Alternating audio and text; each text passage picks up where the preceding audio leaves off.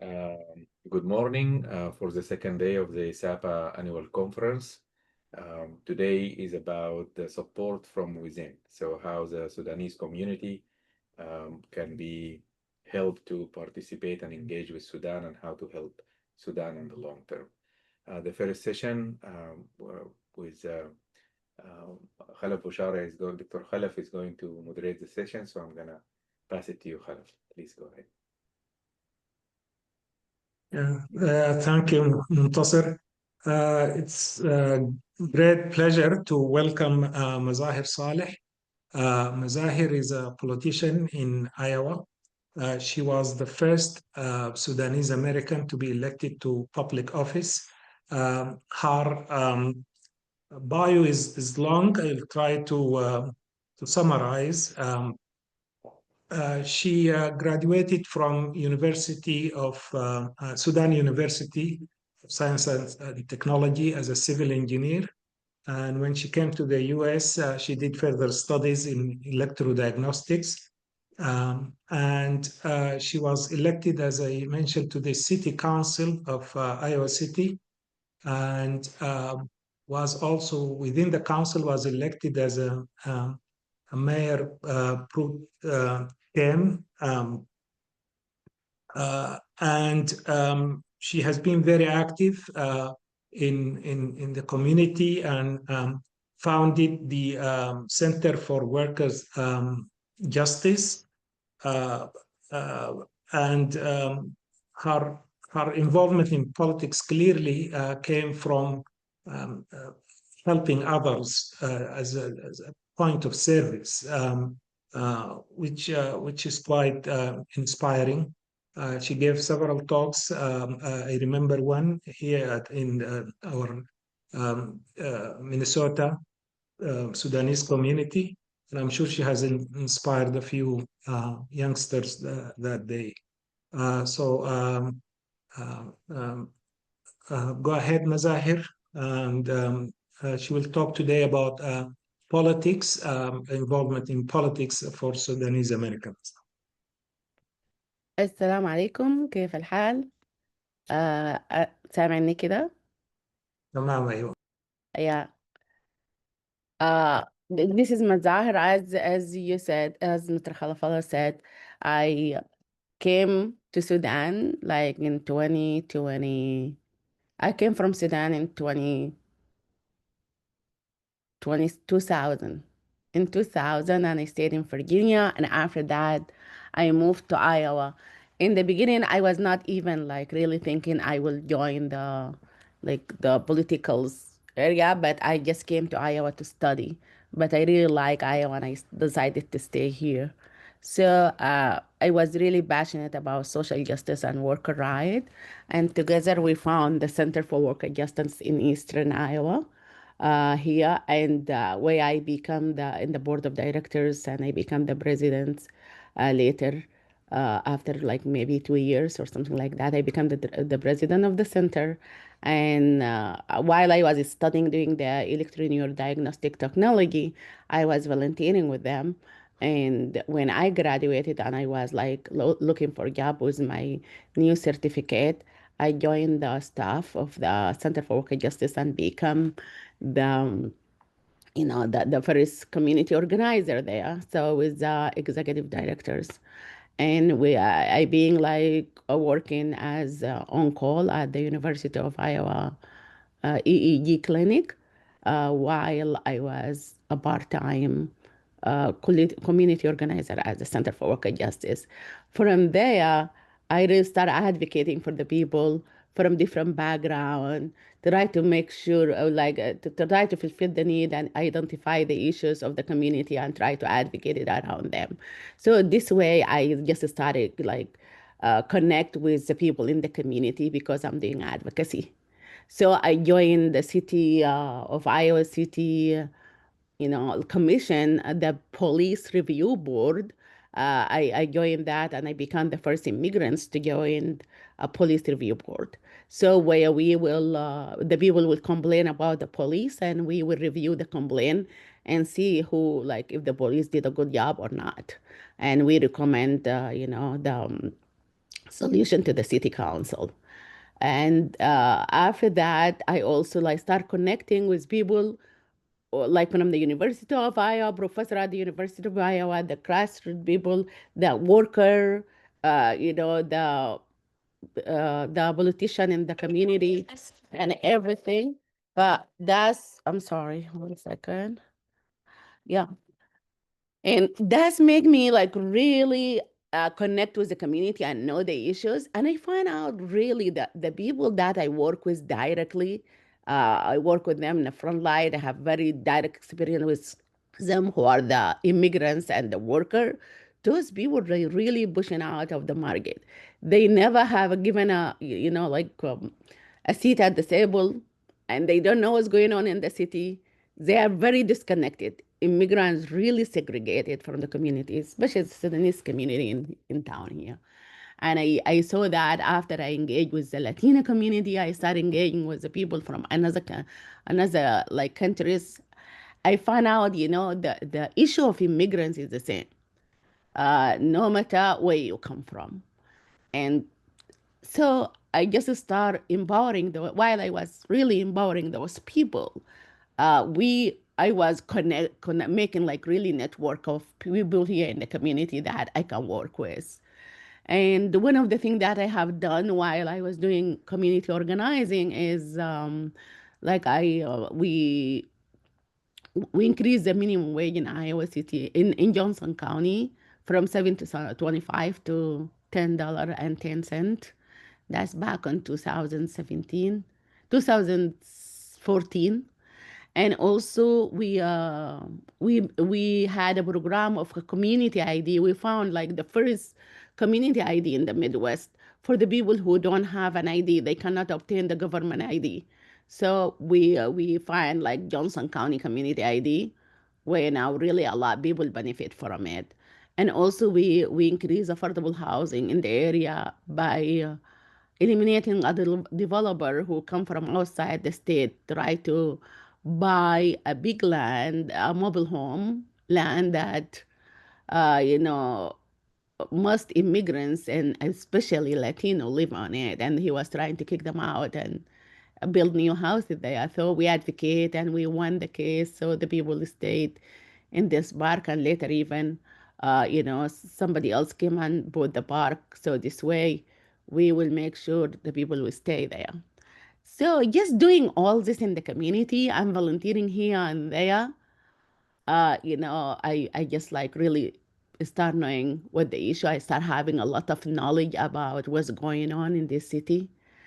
And in 2017, after the first term of President Trump, at that time, I really decided to run because I believe if we want to make a change, change starts from the bottom to the top.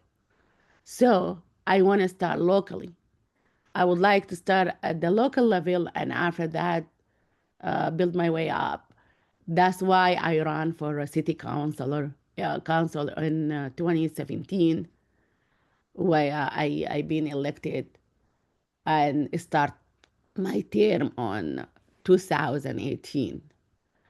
So I was not know I'm the first Sudanese until like some reporter told me. He told me that we did like some searches and you are the first Sudanese to be elected ever in the country.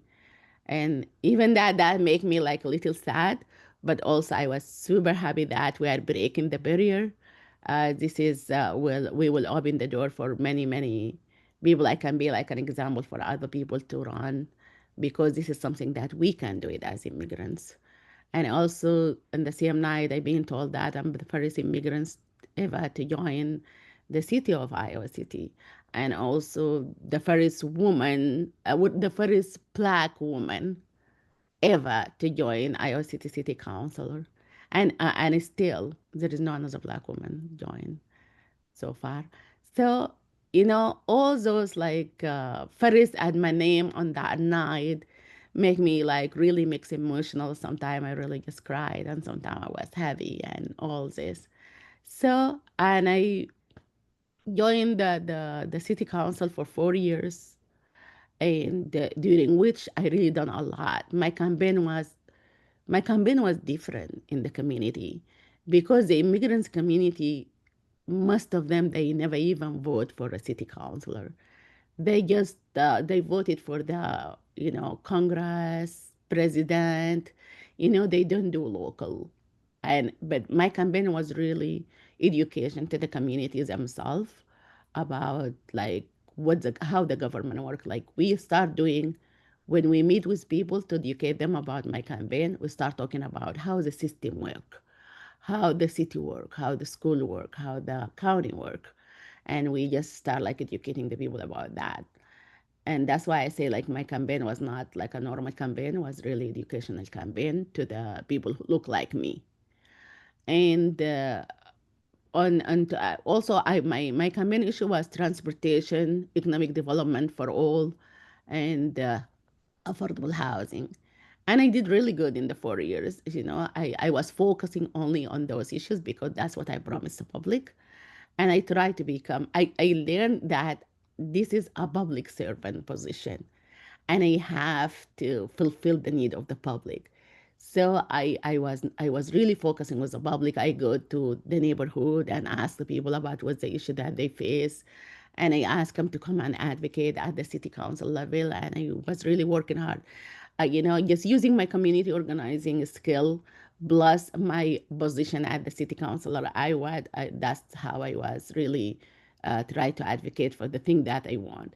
And even sometimes when I feel like it's really hard because, for me bringing like all these new issues to the city councilor and they never even thought about this. Like, for example, no, we have to translate this document, we have to translate it to Spanish and Arabic and French. The city have to change the approach to the people because some people, they don't go to the website of the city. We need to advocate, to like advertise this in different language.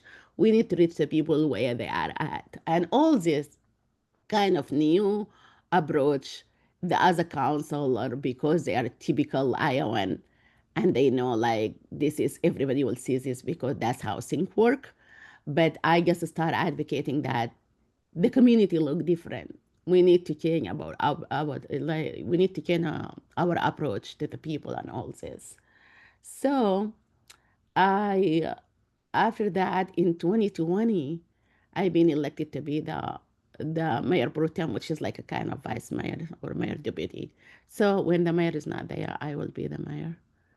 And in 2021, my term was over in December, and I decided not to rerun because at that time my kids was in a like teenager age, and I was really trying to take care of them. So I did not run for 2020, 2022, and 2023, but the end of 2023, I decided to run again. So I ran in 2023, and even though I joined late, I was debating run, not to run, and I find out somebody like just retired, and there is still is, but I was not trying to run against the current like incumbent, and but one of them she decided not to run, and there is three people run more. So I said, okay, now I this is the time. It was September of 2023, and I ran, and the election was in November. It's 2 months different from my first, really first time I ran. I announced that I'm running on March, and I was really campaigning hard during that time until November election. But the second term, because I have a name recognition and the people know me, so I really throw my hat on the like on this the election really late on the year, like September, something like 2 days before they close the turning in the signature for to put your name on the ballot. So that's what I did in September of 2023, and I been elected on November, and they make me start immediately because there was another counselor was appointed, and the law in Iowa say if somebody appointed and the election happened, that person no longer will be in his term, and they have to start in the beginning of the year, and whoever have the highest vote from the community, they have to start immediately. And that's why I start immediately, like the next day of the election. Instead of January, I supposed to start on January, but I start earlier. So kind of like serving 2 months in the term that I even not run for. And after that, I start. I'm still in the council right now, and yeah, my term like 2 years more. Uh, that's my journey, but I don't know how this is going to go. Are you guys gonna ask me question, or is there something specifically, Mr. Khalafal, you're gonna ask me? You want me to talk about?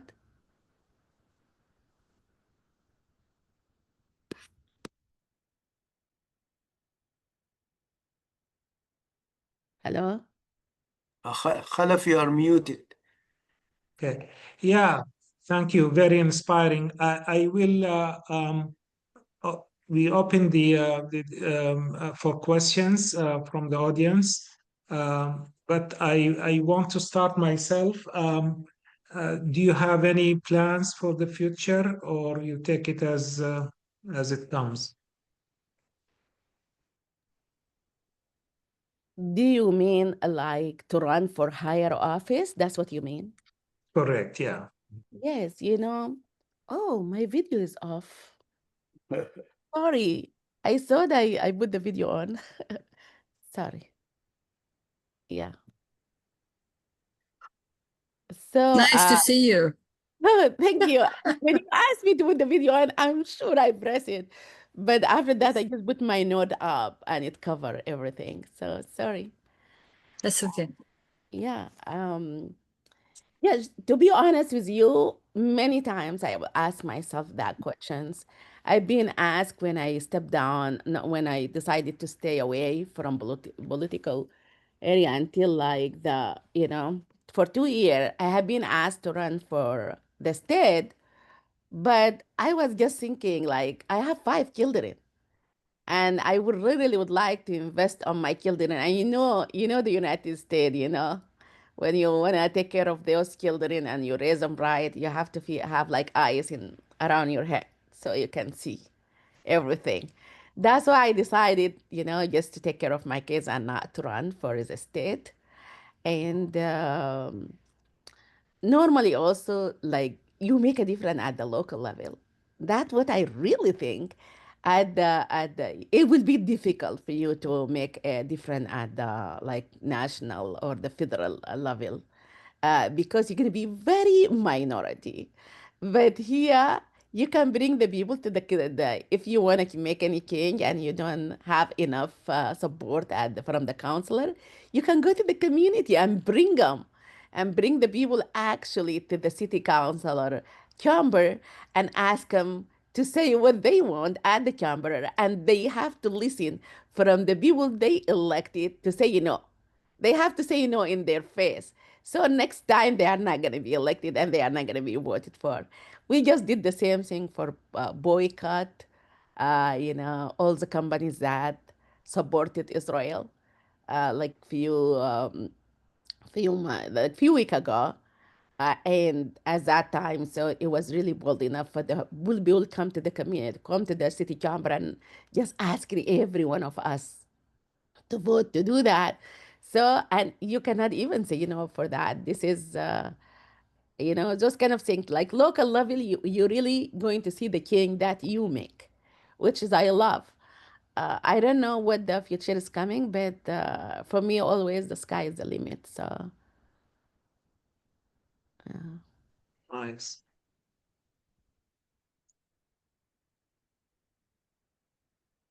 منتصر. Yeah, Dr. Saad was first, actually. Let's. It's okay. But thank you very much indeed. Thank you, Dr. Khalafallah. Shukran. Thank you, Al-Ustad Mazahir Saleh. We are very happy to have you here with us today. And, congratulations on all of the achievements, in making it up through this stage in politics in the United States, which is not a very easy thing. So we're very proud of that as the first Sudanese American, lawmaker, actually. And so I guess a comment as well as a question. Your very, important position. How could you help the Sudanese situation? How could you help the stopping of the war? How could you help the efforts towards democracy, towards peace in the country? I'm sure that you're aware or know that there are many groups now trying to create a lobbying strong group like other groups, helping their own, causes and missions and countries.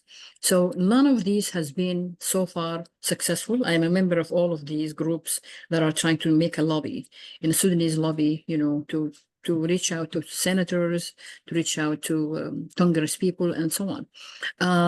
How could you help in that regard as well? And what are your advices for those people to make it successful? Because so far it has not been successful.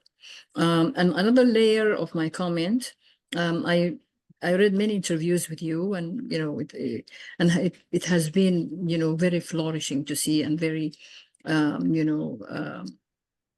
very good to see your interviews, talking to different people, and in one interview, I think you were in Sudan and you were interviewed by the Sudanese TV station or something, and you compared parliamentary people in Sudan or whatever that under this so-called dictatorship during the Bashir time. I think that was time, and you said you visited a family of one of those people who are a member of Mu'tamar al-Watani, and you said you found out that he had a car, his wife had a car, each one of his children had a car, and the rations and everything, and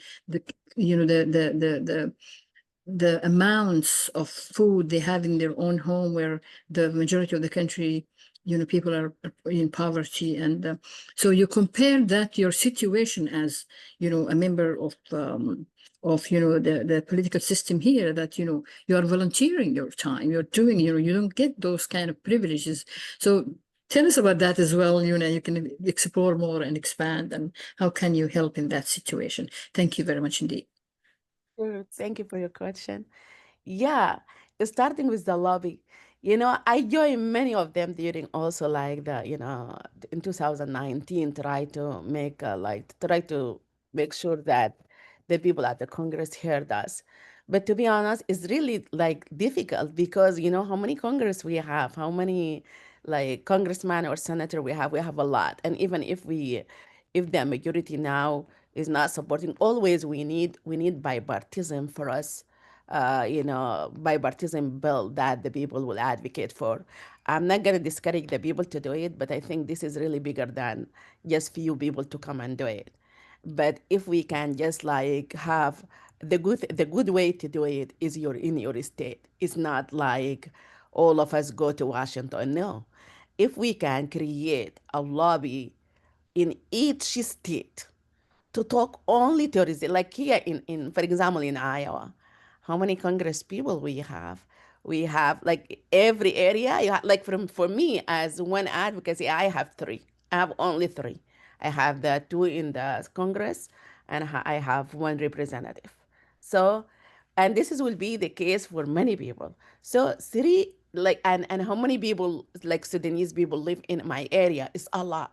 If we can create a committee to talk to those three representatives and talk to them about Sudan.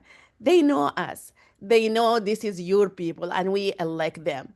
So, and we start like just telling them about the situation of Sudan and what we want and everything. We will educate only those three, and they hear it from the people like they represent. Is gonna be different if I talk to Cory Booker, who are, even though I know him, but if I talk to Cory Booker, who are the New Jersey, is a senator. Senator, yeah. Yeah, if somebody from New Jersey talk to him, it make big difference when you say, I'm from New Jersey. I'm from Iowa, and I'm talking to you. Even if you went to Washington, D.C., you can do it both. You can do it at the local level here, or maybe people can just travel one time, make appointment actually in Washington, D.C., but talk to their representative, or maybe we can bring people together. I just want to, you need to create that personal connections. But if you just want to meet the senator, how many people meet the senator? How many people ask for this? But you make different at your local level. Talk to them here at the local level, and they will go and advocate for these things at national. And if every single state people done this the same thing, we will do something. And to be honest with you, all the other countries' lobbies is being hired by the government. It's being hired by the embassy, and the embassy is doing that kind of lobby. But if we want to do it grassroots, that's how it could happen. It could happen from the Sudanese folks who have a U.S. citizen and they stay here in in this country, and they can start from their state, their own state. That's really my advice. We And thank you very much. We have a similar experience here in the Sudanese American Center in Arizona, and at one point, before the fall of the Bashir regime, we have been very active, of course, in doing demonstrations. So we organized a march to Senator McCain. Senator McCain when he was alive, and we delivered. He was in Washington D.C., but his office met us, and a huge demonstration, and we delivered the letter, and he spoke about the Sudanese problems in the Senate. yes, So this was very important. But is it as strong as a lobby, yeah, Mazahir? a lobby, the lobby it have to be is bigger than us to lobby, like Yeah. as individuals. Most of the lobbies really they got paid for it by the government, and to lobby for them. It's not gonna be easy. But if at least we made last time we made some bipartisan bill to come out and say resolution actually that we condemn the Bashir regime, and we made that happen last time when we start talking about it. But at the end of the day, it's a resolution. You Mhm. know, yeah, it's not it is good, but it's not like really concrete, bold thing stand against that. We need something to happen. We need physical action, or like an action to be say, hey, one, two, three have to happen. The same thing like now, what happened to Syria? They need an action. We need those kind of actions to happen. We don't need like just, oh, we really don't like what happened there, and we condemn this and we condemn that. No, okay, condemn. What next after you condemning? So this is really what we need to do. And this is the first part of your question. Yeah. Second part of your question, yes. I think interestingly, the way that the government work in Sudan is somebody will go for, I'm going to give you example of, because I don't want to offend nobody. I'm from Northern Sudan. So I'm going to give you just like an example from like Northern Sudan. Somebody will go and run there, but they don't stay there. They live in the Khartoum, and they go Mhm. and run in for example, Dongola, and get elected in Dongola, and Right. they come and live in Khartoum. Khartoum. They never will go there to check on the people who elect them. They never go there and hear what's going on. They never advocated for the people there. They are now in the government. And the thing in Sudan, if you are in the government, nobody talk to you. And there is also system that if you just like start talking to the people, everyone, you are not strong enough. You have to be that person. No, you cannot talk to me, and you have to talk to me through many other people. Like you have to make appointment, and if even I can talk to you, you have to talk to my secretary. You have to. The people who elected, they don't come to the people who elected them and say, "Hey, what your problem? I promise you, 1 year I will do this. I will advocate for you." This is what you're really suffering from. I'm going to go to the center and advocate for you, and I will ask you to do that. And also, all this like benefit that the elected officials get from the government. I think maybe higher level, they need security and they need, yeah, I get that. But like there is all the level lower government. I don't think they need that here in like now they increase. By the way, when I did that video, our salary here in the city of Iowa City was 7,000, but now it's 11,000. See, 11,000 a year. That's even is not 1,000 a month. So this is, and we really work hard to advocate. We put a lot of time, but at the end of the day, we are not. We just like in Sudan, they say like we are tashri'iyyin, not tanfiziyin, right? We just like really do the law and everything. And there is people who are really doing the work in the ground. Those are people supposed to get money, supposed to get good salary, like the city manager and the people who carry our vision. We bring the vision, we listen to the public, but always we understand that the public is our boss. The public is really the boss of us. And after that, the city councilor. And we are the boss of everyone work in the city, even though they get a lot of money than us, but we are their boss. Just like when if they don't implement our vision, we kick them out. As easy as that. Our city manager get $280,000 a year, and I got 11, but my power is more than his power. If he did not, if he did not like implement what we told him as a city council, he need 4 people to say, do this. And if the community reach out to us and said, for example, we would like to do affordable housing, we need to increase the affordable housing. And we said, city manager, go, we need 50 affordable housing per year. He have to go and figure it out. It's not our problem to figure it out. I did not graduate from urban and planning. This is not my experience, but I'm a city councilor who been elected by the people to voice their concern. And you are the staff. You have to implement my concern. That's how things supposed to be working. To implement my solution for that concern, I mean. So if the power dynamic went this way, it's not going to be a corruption at all. Because for me, first, I'm going to be honest with you. Right now, like, for example, my husband would like to open, like to open a restaurant, okay? He really like to do, like to cook, and he want to do a restaurant. So there was is based for rent. We just find like sign, this is for rent. And we went there and we liked the place, and my husband went inside and I said, okay, just figure out who is the owner and rent this place. We find out through the real estate person, or actually my husband find out this is belong to the city of Iowa City. After they went there and they are filling out the application, and he was filling out the application, they told him how much is the rent. When he put his name and she said, oh, your last name Makawi? How do you relate it to Mazahar Saleh? Because we think like her children are Makawis. He said, that's my wife. She said, no, unfortunately, I cannot rent for you because this is conflict of interest.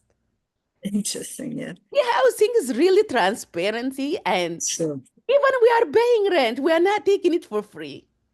And we're going to be paying the rent, but it's a conflict because they're going to treat us differently. They are afraid from that. I'm a city councilor and he's going to be my husband and renting from the city. So I have this to disclose that conflict also.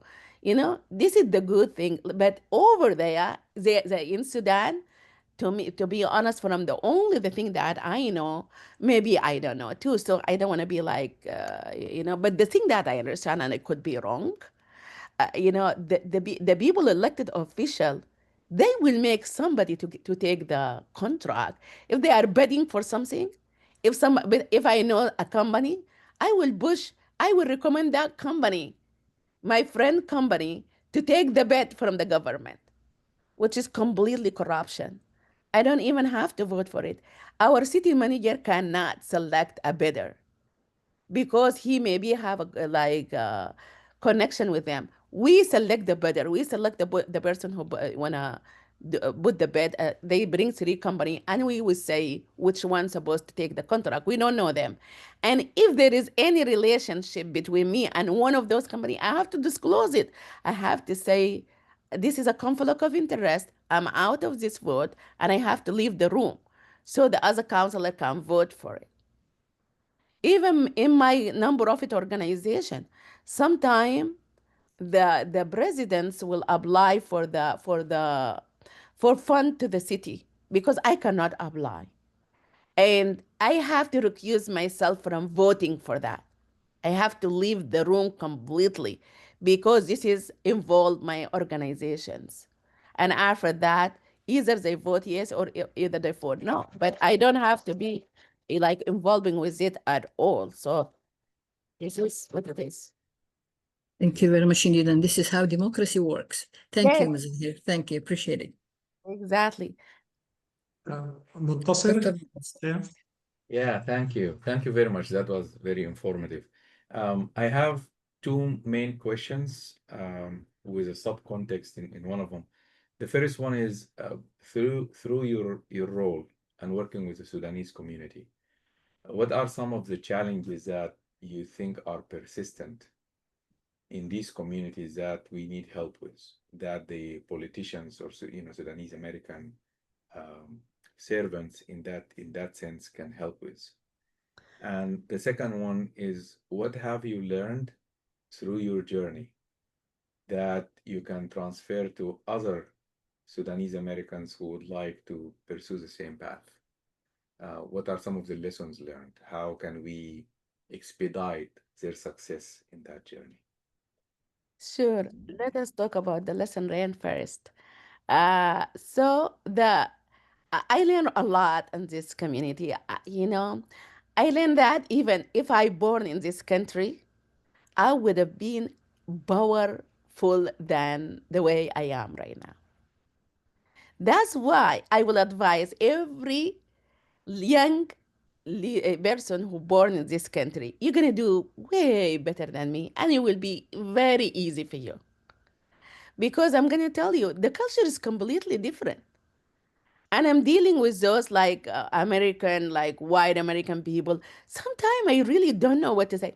Even if there is an old person, for example, I'm gonna give you an example. There was like a senior citizen person, like very old than me.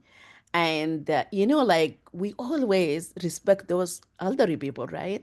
That's how we grow up. We grow up respecting them, even if they said something really, you know, you are disagreeing with them, you have to find a way, a good, nice way to tell them that you are disagreeing with them.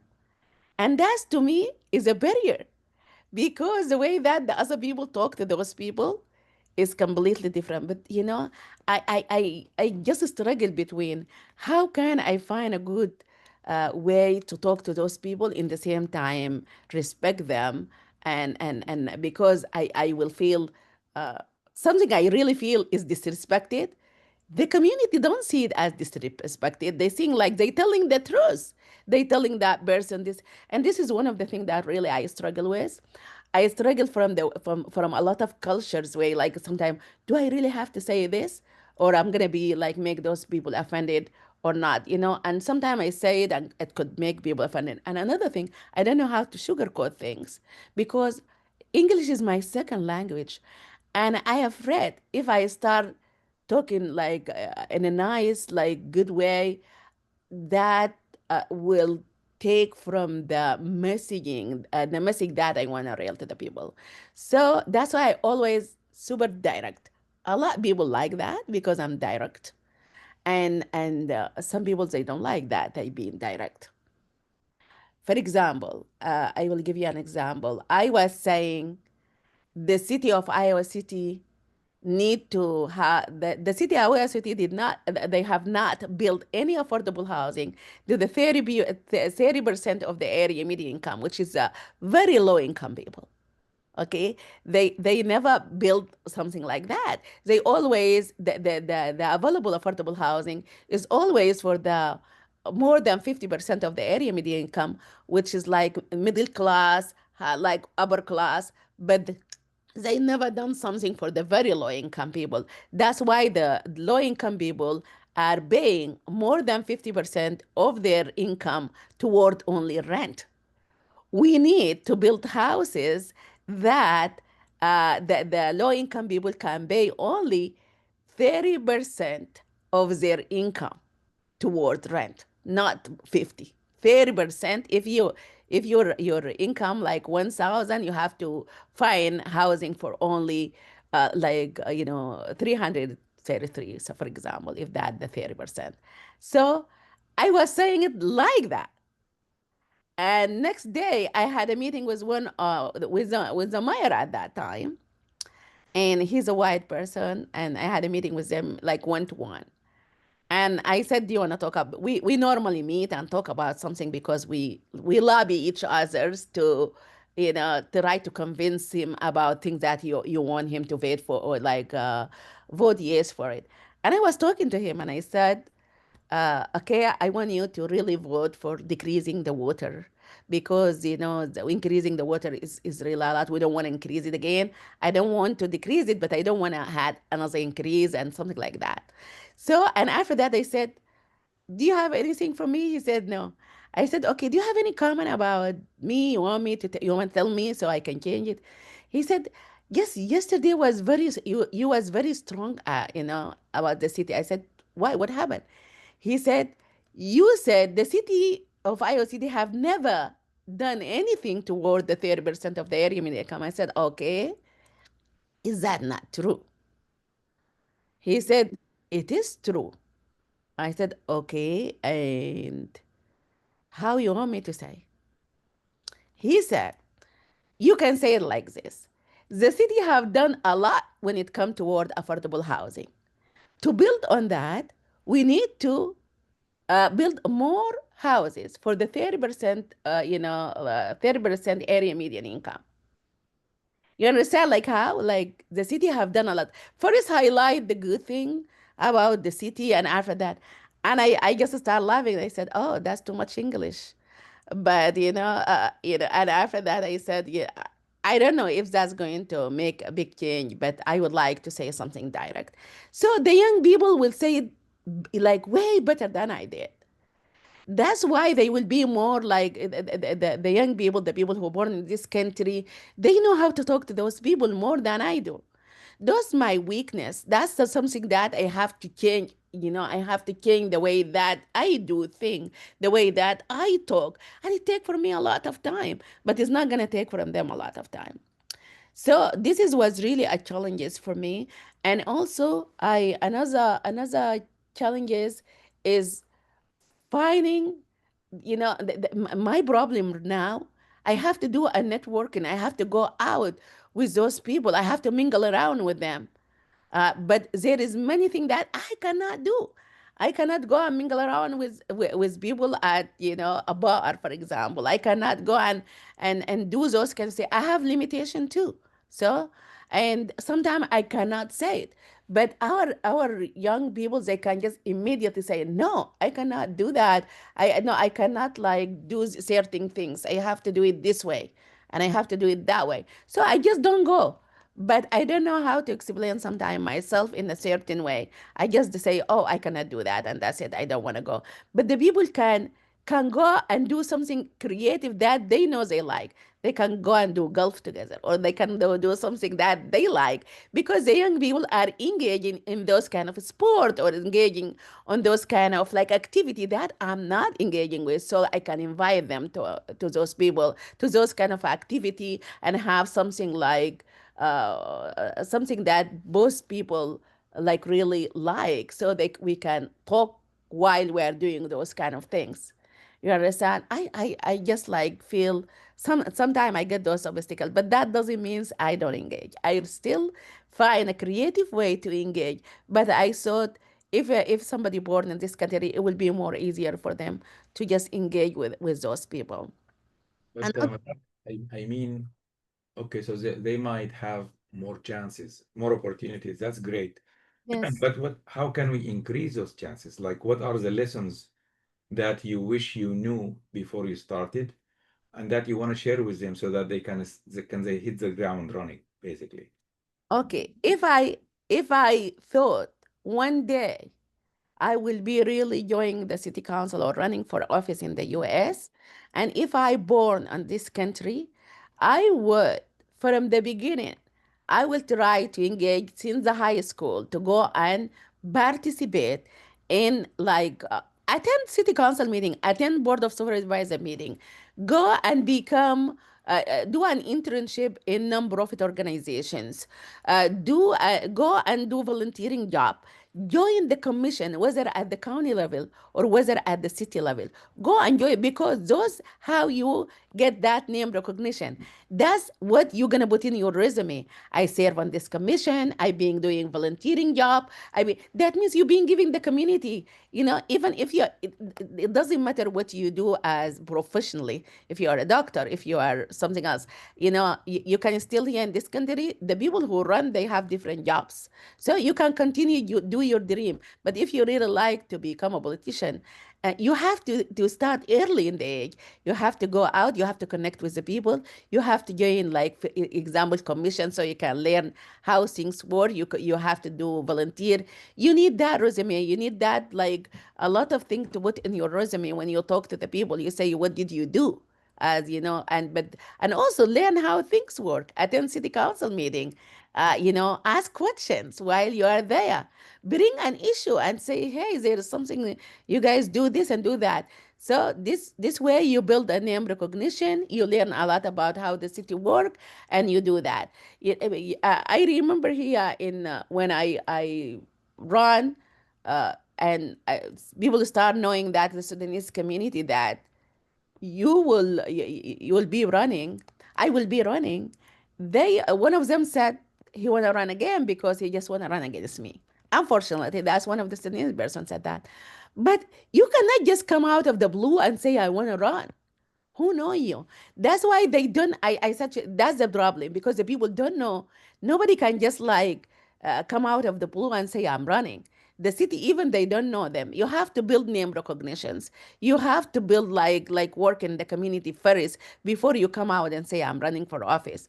That's why the young adults can start early, and young kids as early as the high schooler.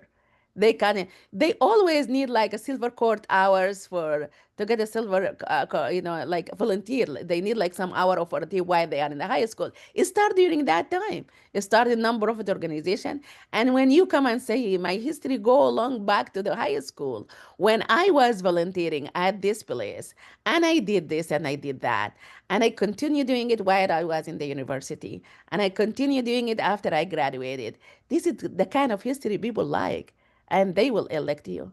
So for everyone who want to go this route, please start early and do that. And I'm open all the time for the people to reach out to me, and I can give them tip too. Beautiful. And the first question was about the common challenges or issues with the Sudanese communities. If you have observed any of those and how that could be addressed or helped. The Sudanese community tend to be segregating themselves. Mhm. I'm gonna be honest with you. We live in a village in Sudan, but we are actually in the US. I'm talking about even Iowa right now. We are very segregated. Right now I see like people start engaging. But I remember when we come, and this is happening in Virginia too. I feel like the people segregate themselves. They just go to the Sudanese community event. They just go to like the anything like Sudanese, but they don't engage with the community at large. And this is a problem. That's why the people don't know. You know, here in Iowa right now, because I involved, everybody know there is a huge like Sudanese community in Iowa City. Everybody know that because I being there, I'm being saying, hey, I'm from Sudan. I'm proud Sudanese American all the time. And engaging and the same thing, go and engage, volunteer, go and be in the commission. If you start in the commission, you will do a lot of things. We need diversity. All the time when I see a name that immigrants applying for a commission, I will be the first one say, let us do that.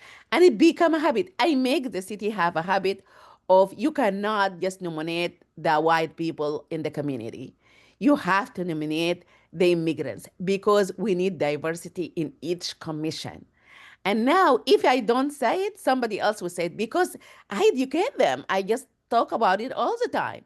All the time, I talk, say, no, no, no. If somebody said, I want to, for example, appoint David Smith, I would say, we have 4 people in this commission look like David Smith. I think it's time to bring another person like from like either like African American or an immigrant person. And even if we have immigrants and we have African American, next time, and we have 4 white people, next time I would say, can we have a Latino? Can we have a French speaker from each community? Because those they bring the perspective of the community.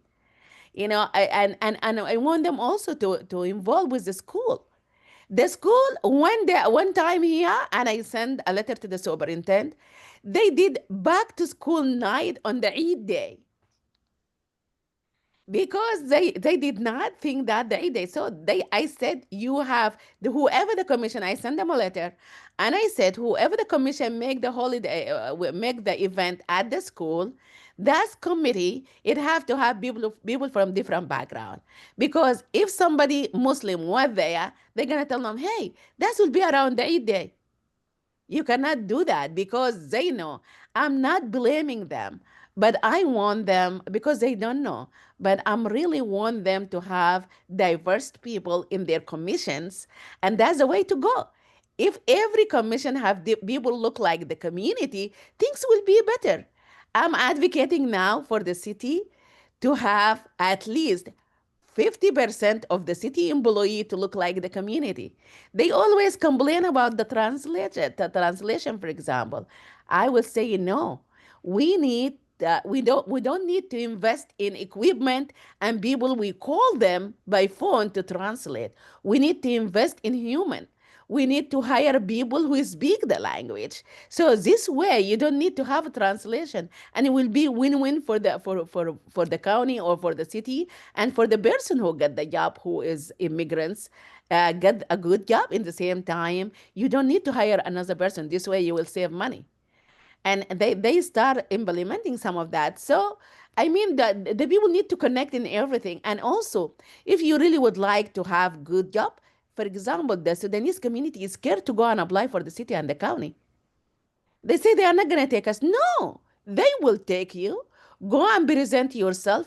And if they try to Sudanese become working on the county right now, this is will they will be the people who will tell the county, we are very good. You can rely on us. We do this as well as the American person or somebody born in this country.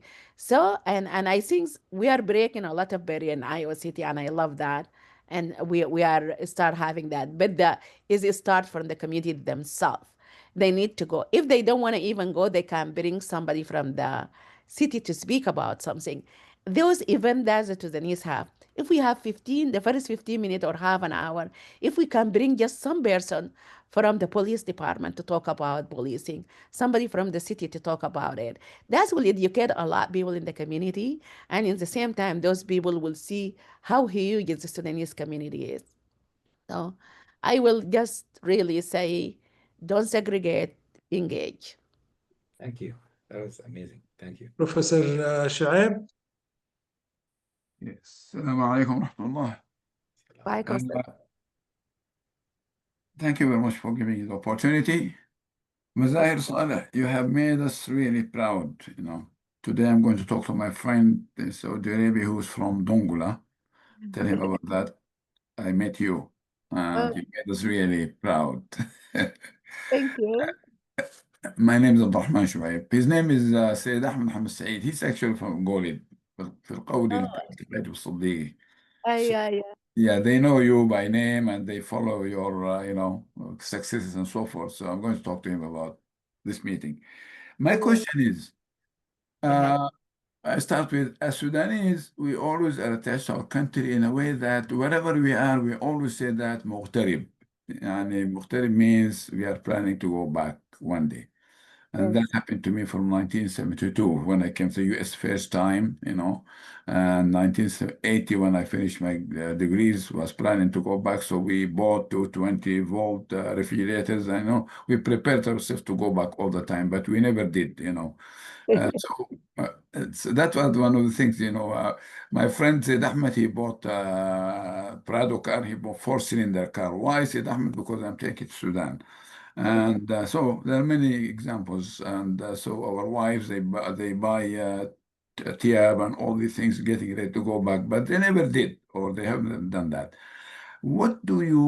How can you address these issues that we should, especially when we are citizens in the US, that we are immigrants. We are no longer Mughtaribin. Yes, we have people at home. We're going to visit them. They're going to come and visit us. But how do we convince ourselves that we are citizens that have rights and duties that we should, do?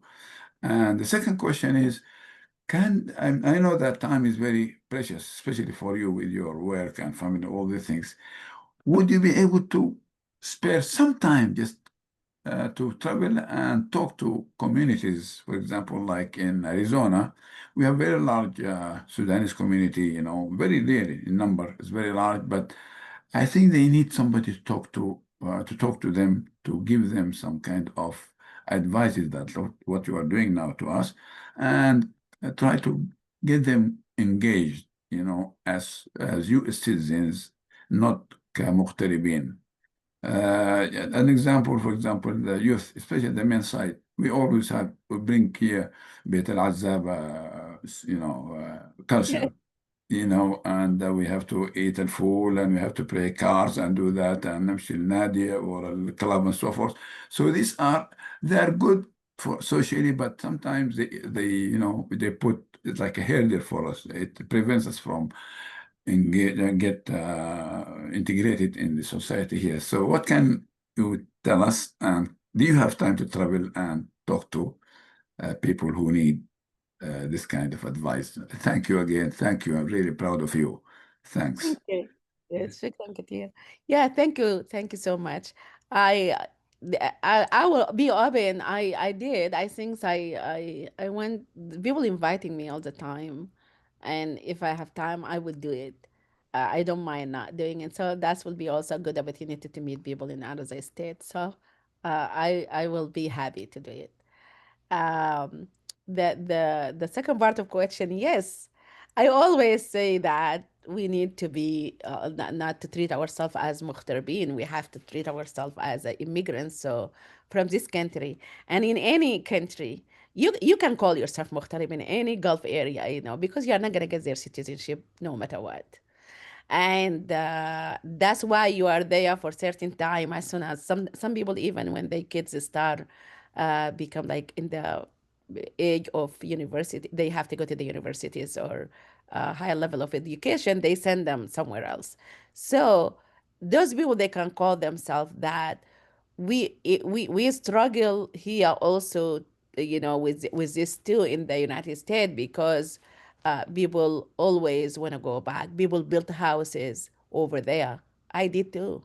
My kids now like mad of me because I bought like land and an apartment over there, and I took a lot of money from them at that time, and now they're telling me, see, Sudan, now you cannot even go there now, and all this. They blaming me. I should have invest here. I should have like an apartment here, and this is I should invest in the in here. But I said no. I want to be able to go there. This is something really it is personal for us, that we want to go to, even if we don't want to stay in Sudan, but we want to be able to go there. We want to be able to have something there. So if we change our mind and we want to stay there, we have something. That's something like just natural, to be honest with you.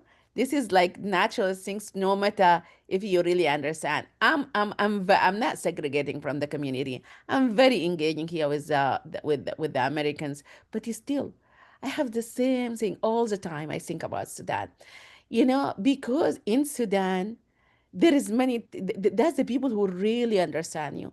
Those the people who really you can spend good time with them. That's why I being staying in Sudan 2 months every year. Every year I have to go as soon as the school closes. I have to go there, and I feel that that 2 months is the fuel that I will put to come here and to give me energy to continue in the US. To be honest with you, I will spend a good time with my friend, the people I went with them to the college, the people I grew up with them, all these kind of things. I just love like sitting down by them and talk. And we are not belonging here, to be honest. We are not belonging when it come to like good time, and yet like have a good time. Where we go and have a good time. This, even there is no, like for example, when we go to Egypt or we go to Sudan, I will go to this restaurant where oh, I want to eat those kind of food. That's what I grow up with. But in the same time, for the future of your children, for you, you have to engage. You can do both. For the people here, they really, you have to engage because you don't have time. Instead of go to bed at Zaba and just spend your time and doing this cart and do all these kind of things, just that time is when you engage in the community. You will learn a lot. You will be have like learn more information that you will need it to like educate your kids. You will need it to like help you even improve the work that you do. That will make your life easier. You're gonna find good job instead of make like working 2 hour and having like you don't have time and just spend the weekend with just go and spend time with your friend and play card and all this. Just find something really to do and have vacations and go like me to Sudan for 2 months and enjoy your time there. But here you're going to really start learning about the community, about things work. People after they make connections find good job. Instead of work 2 job, you find one job. Like just as they said, work smart, don't work hard. So have one job that pay you well because you educate yourself, because you communicate, because you have relationship. And now, instead of working like not by your certificate that you work hard on getting in the US after you arrive because you did not find job and you went back and work in something else. If you engage in the community, you will build relationship, you will find good job, you will work 8 hours only instead of two and get paid well. And after that, have time to spend with your children. Go with them somewhere, do that. That doesn't mean you cannot go and play card. You have, like have it like two time a month and just like go and enjoy yourself with your friend and everything. Enjoy your time with your friend. But I really think engaging in the community is very, very important. You have to learn, like people here, they will be here for a long time and they don't understand a lot of how the system work. People need to know how the system work first. And people still make a lot of mistake that put them in trouble because they don't understand the law. They did not take their time to understand you cannot do this in the US. So we have a lot of trouble, and our children even, this is a problem we have, and it start increasing, not only in state that I know, whether it's Virginia or state that I live in, whether in Virginia or Iowa, it's happening everywhere that our children are choosing a bad choices. And this is because the parent was working hard and don't have time for most of the time for their children, and also because you work hard to raise your kids inside the house, but the street also working hard to change, put your kids in trouble because they learn a lot from their peer, they learn a lot from the street. No matter how good is the parent and how hard they work, the street is doing their things, the school is doing their things, the peer is doing their thing. That's why you as a parent, if you get a good job by learning a lot about the community, by improving your skill instead of like going and just engaging with the Sudanese community, go out, figure out something for you, and after that start having program for your children to go out and do it with them. And I still going to tell you, this is now your country. no matter what, yeah, that you have a U.S. citizen, your children have a U.S. citizen, they will be like they will grow up here and they will have this their country. Even if you still say, I'm in the stage of Mughtarib, I'm gonna go back. Nobody will go back. A lot of family went back and they come back again here. They want to stay in Sudan for a while and after that they come here because they want their kids to go to school. If you want to be with your children all the time, you're gonna be in this country. But that doesn't mean you don't connect to Sudan. Go back like what I do. 2 months a year. I have to be there, you know. And due to the war, I'm not doing it, but I still go to Egypt. This year I did not go, but I'm gonna go like next month. I'm gonna go to Egypt to visit my sisters. But yeah, just as I said in the beginning, we don't need to segregate ourselves. The opportunity is out there. Everybody can enjoy it. The good thing is about this country, if you want to be anything, you can be anything that you want. You know, this is the land of dream. I came as a civil engineering from like dealing with concrete and cement. I came and I started dealing with brain. So this is it is just like you can do whatever you want to do. That's why improve your skill, make it as feel this is your country, and go and visit. There is no problem, but make sure you connect, you engage, because this is the area that you're gonna wear, raise your children here, and they will stay here.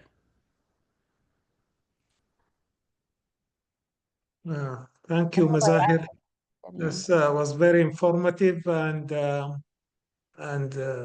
very inspiring. Muntasir, do we have any more time or are we over? We are over, but if you need to take like 5 more minutes or so, I think that's okay, and then we can start the next session. Sure. Yes. Any questions? I don't see any hands. Um, so yeah, Mazahir, you can give us a closing uh, talk. Yeah, first, thank you so much for inviting me today to be here with you. I'm very happy to connect more. If you want me again to come for anything, I will be more than happy to do it. If any state would like me to come and do something, I will be more than happy to do it if the time is okay. And what else? I really enjoy talking to you guys, and I just hope uh, the people learn something, and you can put my informations. If somebody want to reach out to me, I will be more than happy to like get back to them too, privately. Yeah, thank you very much. This was really great, and I hope you even join the association, given your academic and community background. That would be nice.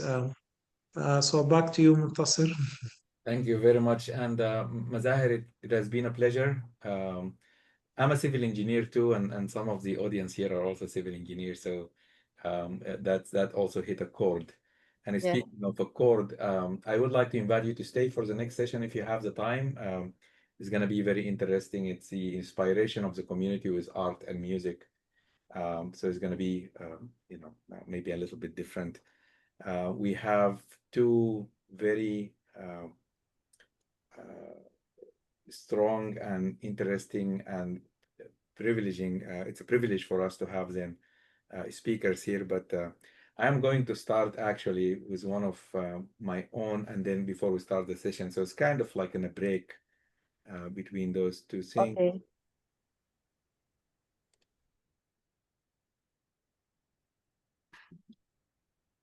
Let's see if I want to make sure that we can share the sound as well. While you're looking for that, I think this is really I'm gonna attend this session because this is really good session about because that's true. Art and is really a language, is an international language that connect communities together. We just had African festivals we was trying to do Sudanese festival in the beginning, but now we decided to do like African festival with food, like dances, and also like music. It was very nice. It was last Saturday.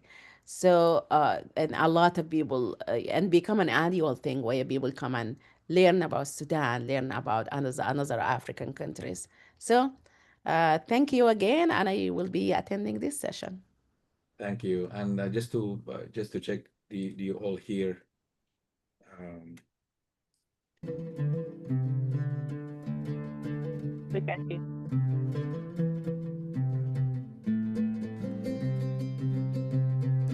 والله يا أم الشهيد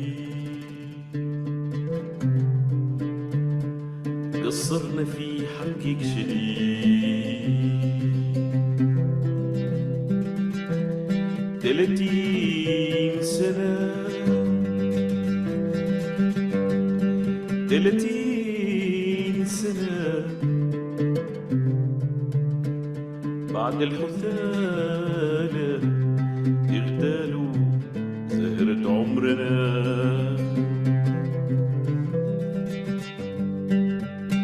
30 سنة بعد الحثالة اغتالوا زهرة عمرنا دموها واغتالوا البطل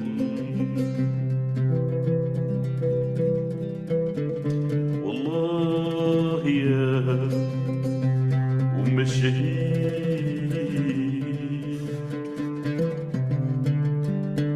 قصرنا في حقك شديد 30 سنة بعد الحثالة اغتالوا زهرة عمرنا دموها واغتالوا الشهيد دموها واغتالوا البطل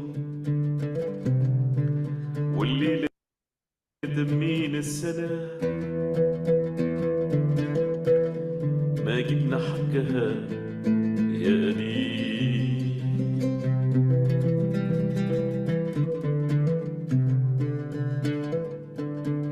والله يا أم الشهيد قصرنا في حقك شديد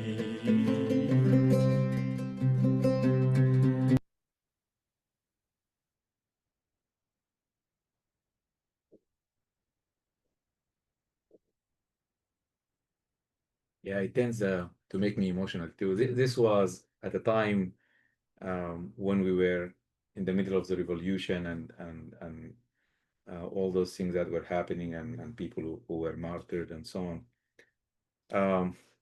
So I thought it's just as an introduction to the session, and the session we have now is the inspiration with art and music with Ahmed Gallab, who is the founder and the frontman of the band Sinkane. He's also an adjunct professor at Mercy University, and with Muhammad Araki, who is a very Sudanese Grammy-nominated touring musician.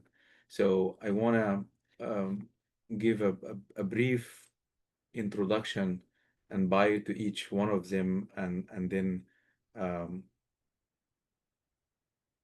want to start having some dialogue with them.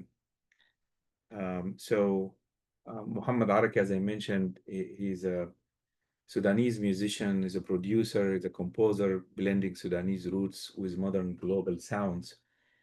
He's a Berklee College of Music graduate and Sudan's first Grammy-nominated artist. He has performed worldwide with artists like Bombino, Yo-Yo Ma, and Chap Khalid, and Vinny Colaiuta. And then we have also Ahmed Gallab, who's a founder of Sinkane, and Sinkane is a musical project. Who's a, from Ahmed, who's a Sudanese American artist, and he also blends funk, soul, jazz, electronic music, and the rhythms of his Sudanese heritage. And I think this is really the key and the spirit of the session that we wanted to capture at ASAPA. as part of the support from within, from the Sudanese American communities, and how to link this community to what is going on in Sudan and vice versa, and build a future where there is an integration and engagement between our heritage and our young Sudanese Americans. So it's very nice to have you here, Muhammad and Ahmed. It's a pleasure. And I wanted to have this some sort of an informal conversation with you both. And in the middle, we're gonna have we're gonna showcase some of your work as well. But it's really an opportunity for you to speak to us about your feelings and how you again you can send a message to our Sudanese American community to be engaged and so on. I'm gonna ask each one of you. I'm gonna open up by having quick introduction from each one of you. So let's start with Ahmed. Just tell us about the root and identity. Like, when did you start making music, and how did growing up between Sudan or from with Sudanese parents and the US shaped you? Assalamu alaikum, Ya Muntasar, and thank you so much for having me and Muhammad Araki for this, and thank you to my mother, Suad, Dr. Suad Tajasir Al Sheikh, for nominating me to be a part of this. Growing up in the United States and in Sudan was a bit complicated for me and for a lot of kids like me. I think it was very easy to be confused because a lot of times you're traveling from one place to the other and you're trying to navigate and balance the understanding of your identity as a Sudanese person and as an American person.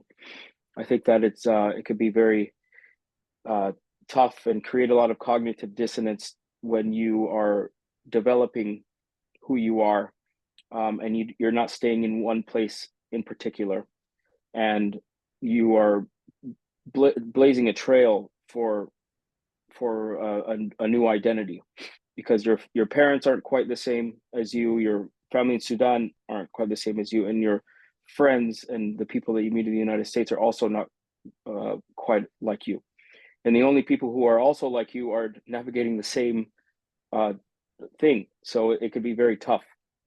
But I think that the perseverance of dealing with this has allowed us to really create something that's greater than the sum of its parts and create an identity that is very unique, that a lot of people don't have.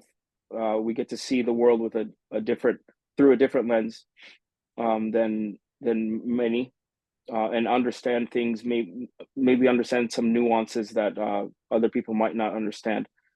For me, it allowed me to understand the similarities of people all over the world, not just between Sudan and the United States, but also other different cultures, and find these incredible pathways and similarities that can kind of connect us all together. A lot of the times I've found that when I dig into my Sudanese identity with the music that I make and I bring that through, I'll find people from other parts of the world who will say to me, "Oh, this sounds just like the music I grew up listening to, or the same kind of music my father and mother played while we were cooking breakfast," or so on. The sounds that you're using, or the keyboard or the guitar or something, is very similar, and that opens up a conversation, a bigger conversation and a connection with people, which is ultimately the purpose of what people like me and what I like to do is to connect with people. That's beautiful. Thank you. And same question for Muhammad. And Muhammad's father is very famous and very well known for all of us. But I want Muhammad to tell us about that as part of his journey about learning music and making music and growing up also between Sudan and the US. Please, Muhammad. Assalamu alaikum. It's great to be here among all of you guys. Thank you for having me. Yeah, it's good to see everyone. Yeah, I just wanted to thank يعني مزاهر and Dr. Saad and Muntasir for very inspirational. Yeah, I was there for a little bit. Felt very proud. Yeah, thank you so much for your work. Yeah, I think for me, mostly I grew up in Sudan. I grew up most of my life in Sudan. I've been in the States for almost 18 years, but for more than that, I've been in Sudan for like 28 years. And I started playing since I was very young. Yani, but as Muntasir mentioned, as I grew up يعني musical house. I learned music since I was like 4 or 5 years old. The message that's the house that holds يعني through my dad, my mama الله يرحمها, يعني is put so much responsibility in the message of music to me يعني since I was very young, and that's continued through يعني my super young ages لحد ما يعني adulthood.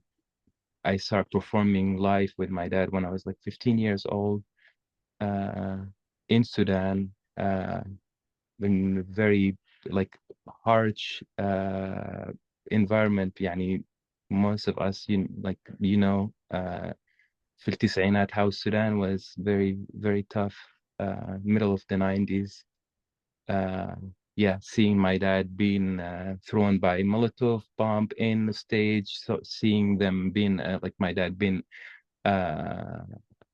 يعني arrested and questioned for just for being a singer, basically, holding the people يعني ideas and values and fighting for them. But all of that put so much responsibility يعني, and I came to the States in 2008 for a festival, and then I decided to stay and pursue like music in the States and study here. And yeah, I studied in Berkeley, as you mentioned, which is probably the biggest school of the like in the world for music. And yeah, I mean, very thankful to have that opportunity as the first Sudanese, يعني to open that door for so many يعني other people to just like have the dream is possible. That's someone can from Sudan can do. يعني I think it's great that's to help in different ways as much as possible. But music, yeah, music has been my journey for most of my life, for all of my life. Yeah, and yeah, I'm thankful to be here with you guys.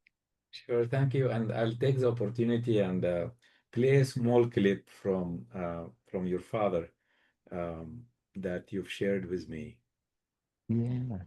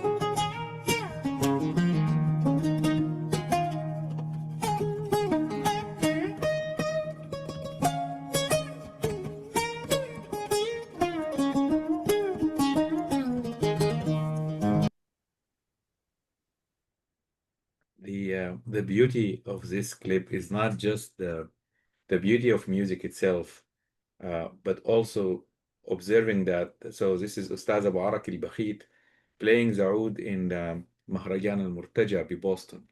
And the idea of how our music and heritage can transcend distances, space, and time, and be shared with the American audience and the international audience. Just incidentally, I see here a clip on the right with from Simon Shaheen, who's one of my teachers in the oud as well, and the Arabic music retreat that I participate in every year. And I played some of my own poetry and music as well with the Arabic audience. And it's actually very well received too. So I think part of the message that we are trying to convey here is how to communicate our culture as much as we receive the different culture as well and be part of it. So thank you for sharing that clip with me. It meant a lot. And it really is beautiful. It's always great to hear Ustaz Abu Araki music. I wanted to go to the sound and heritage part, and I'll go back to Ahmed in that. How do you mix, if you do, how do you mix the Sudanese sound with the modern style in communicating again with the American audience? And do you use Arabic or English or both? And um, tell us more about the music that you produce, and then I'll play a clip of your music after that. I think that as an artist, you write what you know, you create what you know. And I think that everything that you do is an honest timestamp of where you are in your life. I know when I was younger, when I was in high school and starting university, I was making a lot of music that had nothing to do with my immediate identity as a Sudanese person. It was just me and my friends from America making the music that we were inspired by at the time, and it was really hard for me to understand how to create anything that had anything to do with any part of me other than the American side. When it was time for me to create my own music that I composed, that I was in charge of, that I was responsible for, it immediately became easy for me to see how, because I could not make anything that was authentic, that didn't sound like it came from East Africa, or was it inspired by what my parents played for me as a kid. So in musical terms, it's very easy to connect the dots. You know, there's the pentatonic scales, Silib and Khumasi, that we all understand as musicians, that runs a through line between the music of East Africa, Sudanese music in particular, and the blues of Black American music in the United States. Those two things, they fit together like a puzzle piece, like a perfect puzzle piece in that way. And the more I studied both, the more I saw that, and the easier it was for me to be able to speak about what I wanted to speak about, and be honest and be inspired to do that. And the interesting thing is, I don't think I could ever make anything that's truly 100% Sudanese or 100% American, because it would never feel authentic to me. You know, I don't think I would be able to finish the song, because they both have to be there. So I found different parts of Sudanese music and different parts of American music, or reggae music, Caribbean music, West African, that really relate to emotions. You know, there's a lot of melodies, or the beats or instruments that I run to convey an emotion, that are both from Sudan and that are both from the United States. This is okay. This is beautiful. I want to play one of your clips as well.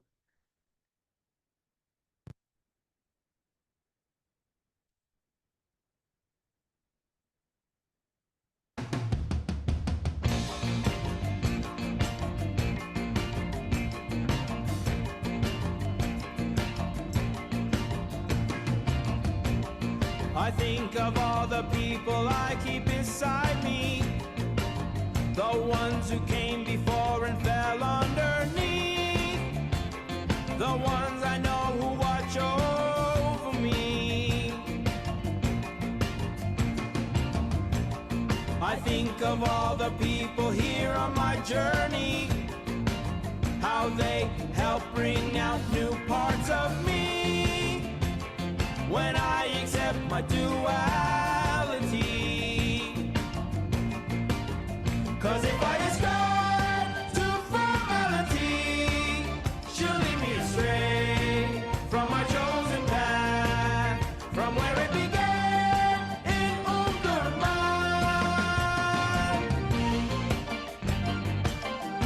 Ya Sudan, Ya Sudan, Ya Sudan, Ya Sudan. My family, our country, I carry beside me, my body, my psyche, Amriki, Sudani.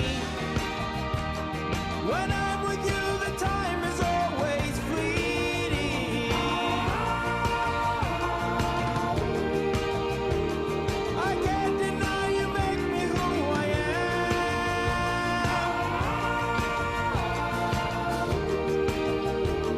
But growth means understanding more than that. Ya Sudan,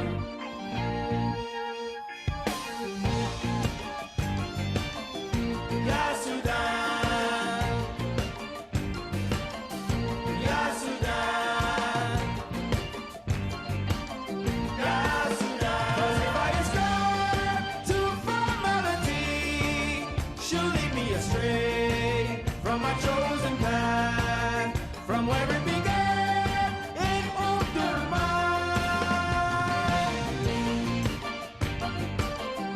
Ya Sudan, Ya Sudan, Ya Sudan, Ya Sudan, Ya Sudan, Ya Sudan, Ya Sudan.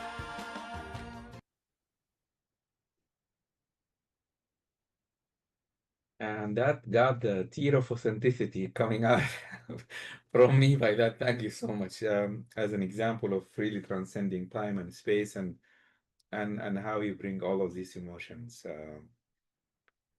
to us here. Thank you for it. That was very powerful. Thank you.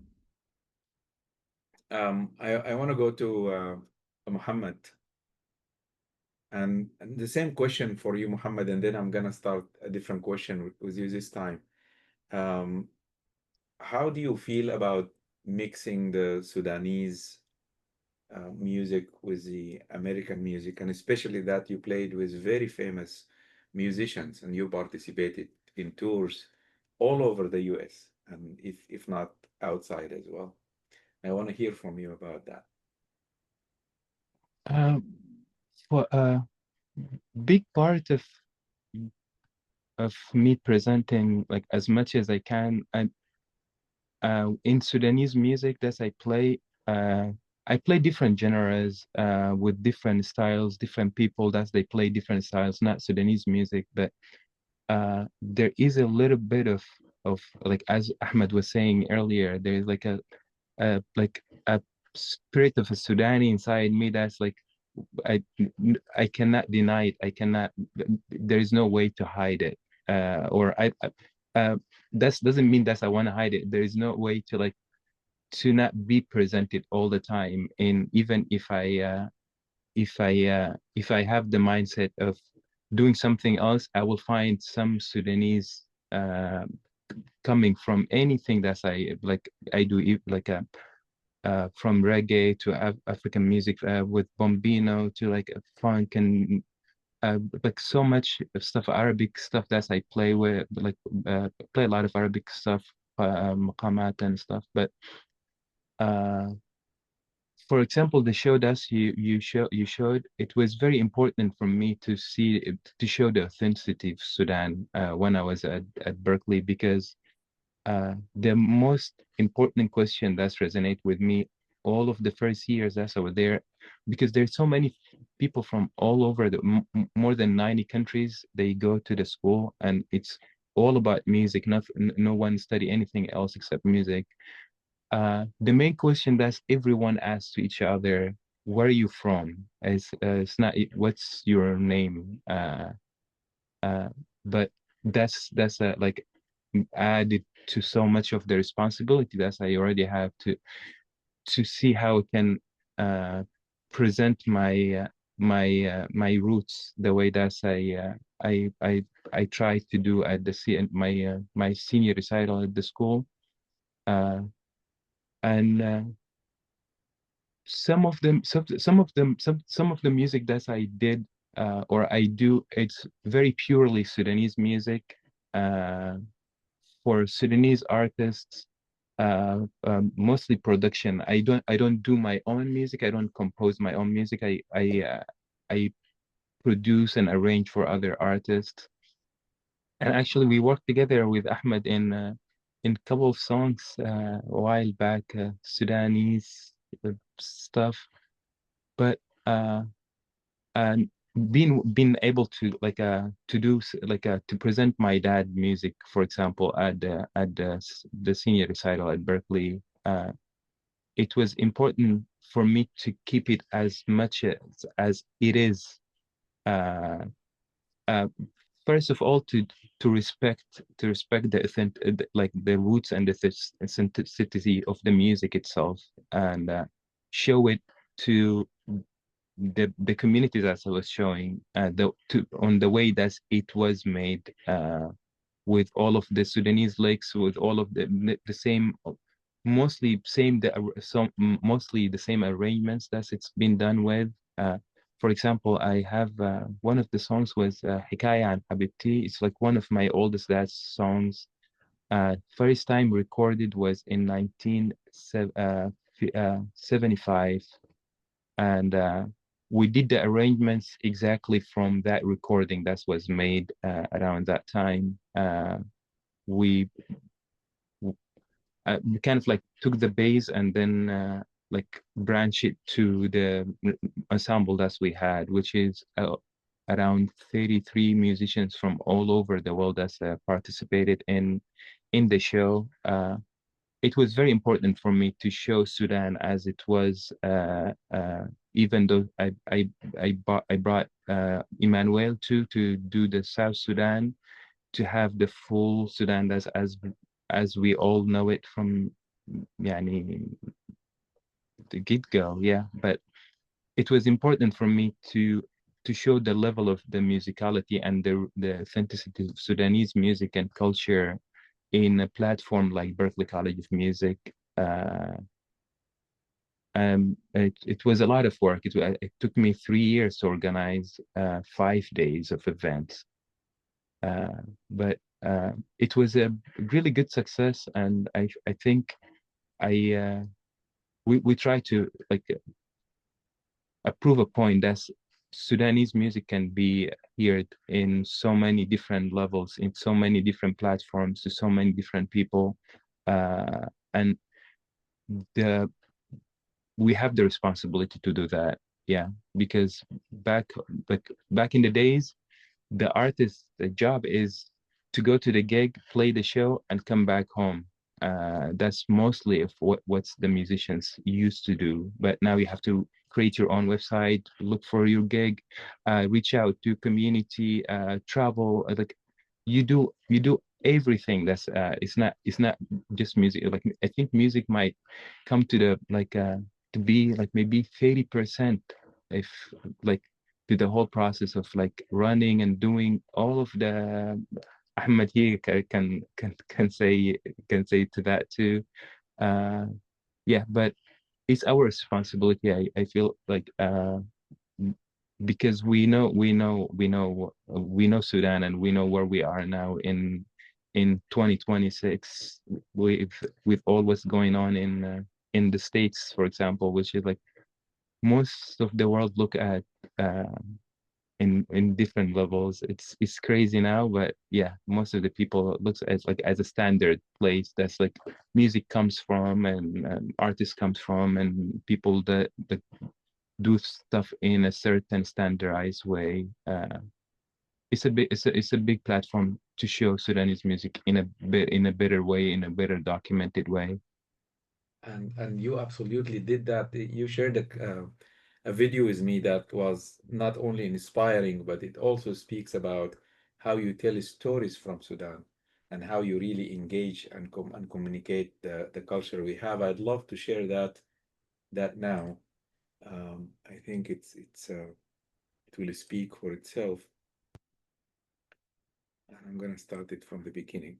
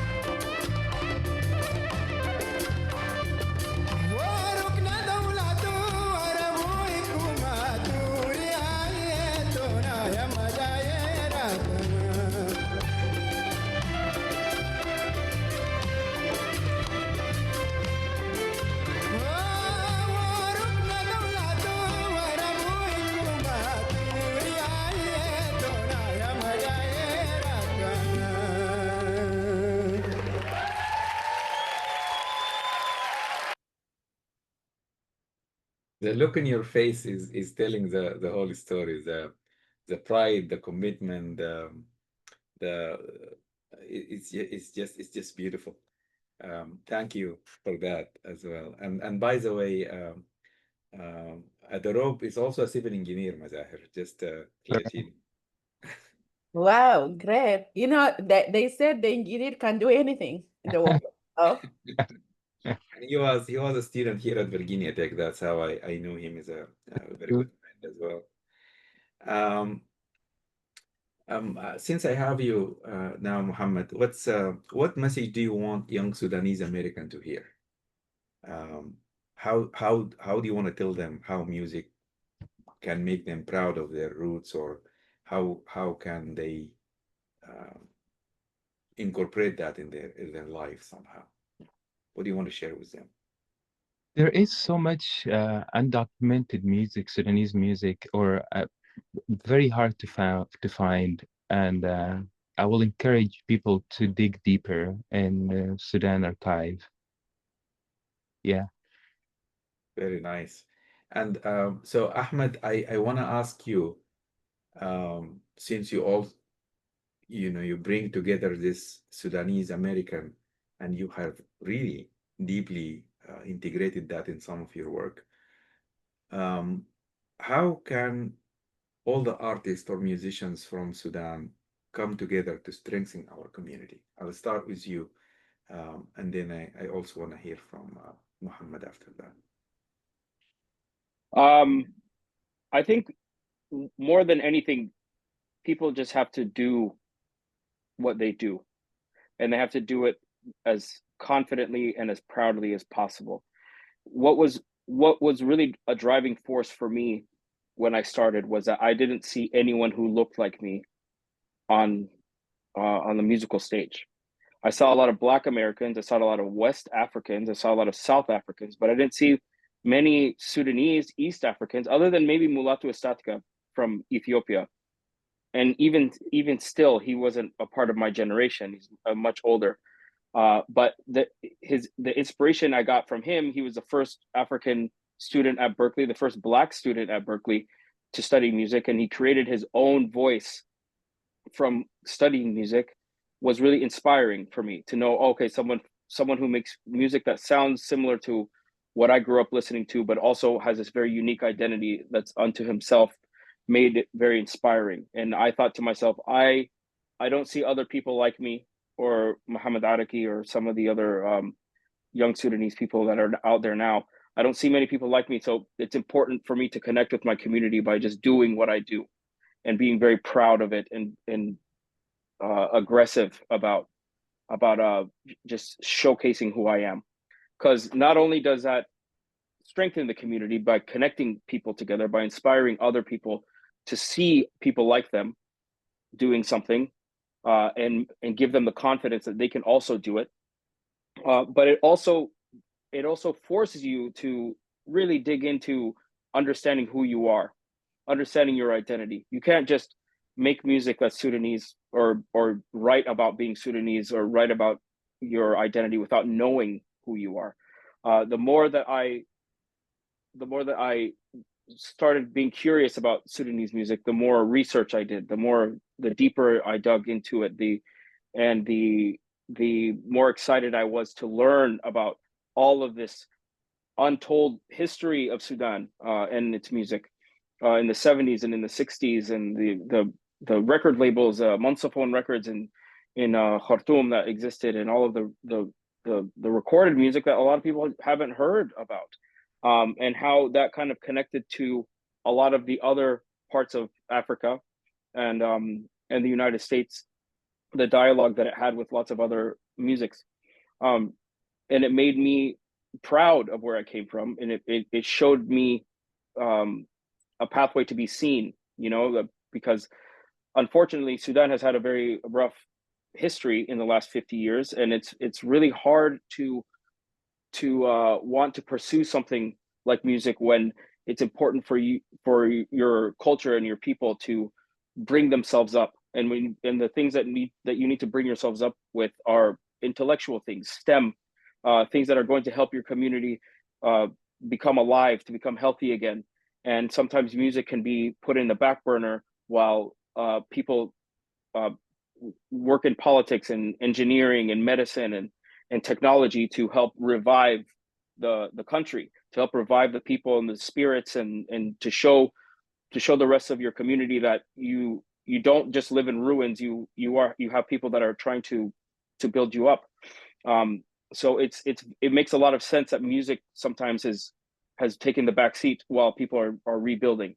And so now we've had the privilege of being able to revive music as well. And in turn, a lot of young people, my generation and younger, have been able to see themselves and their interests in a way that has allowed them to be inspired to do more. So I would say definitely doing more as a young person, but also performing to your community. In 2017, UNESCO brought me and my band to Sudan to play at Karmakol. It was the first Sudanese festival that was open to the public, to the world, after Obama lifted the sanctions in Sudan. So we did a free concert up in Karmakol, right next to a Dabba, and it was a wonderful time. You know, for me to connect with young Sudanese people who don't get the access and the opportunity to see other people like them make this kind of music. They see us on YouTube and they see us on TV, or their WhatsApp groups, but they don't see us in the flesh. And it's very important for me to bring exactly what I do in the United States or in Europe to Sudan. No compromises. We have the same instruments that we play in Europe. We have the same equipment. Everything is completely authentic to what I do. So they see that we're not just going to go back to Sudan and play just another random thing. It's going to be exactly what you would see if you came to a show in the US. So we flew in a lot of our equipment from Germany. We made sure that they had the opportunity to also play these instruments with their groups, because they don't have the access to this kind of stuff, to these resources, and to also just be able to communicate with them and to speak with them in their own words, in the Sudanese language, or in Arabic and in English together, to show them that we are working together to revive this community. That's beautiful. Thank you. And so you know, you're taking me a little bit in a different direction with something that I wanted to talk about at the very end, but I think it's a good segue to speak about it now. The importance of music and how it can be integrated with so many different things. You know, I've even used some of it in my own work, integrating music theory with traffic control, which is, you know, I'll put a link to that, share it with you if you are interested. But I wanted to share this thought that I've had from the talks yesterday. I'm going to share my screen this time, the screen, and add these just two slides from the talk we had yesterday. Luca Renda, he spoke about Sudan and the part that are now controlled by RSF and the part that are by the SAF, and of course we had the whole day yesterday about the conflict and the war and the stability and so on. And one of the things that has also or was also brought up is the way that you know, United States of Sudan, in a sense, where every state could be different, but they are all under this federal government, just like the US. And that just, I couldn't help but think about the analogy of music in that. You know, and I started playing with the notes, do, re, mi, fa, sol, la, ti, and you know, like if each one of those is, you know, like representing a city in Sudan, you know, like the D for those for Dongola, and re for Rihaid, and so on. The idea of all these fights that we have always had in Sudan, where every place and every different political party or different group want everybody else to tune to their tune. Instead of thinking about how the diversity in itself, where, you know, everyone is resolving their issues by themselves, but they are all working together in congruence, which I call the music of congruence and unity, could then bring up the beauty of diversity and the beauty of orchestrating things, and maybe then we can play something like what I've had here.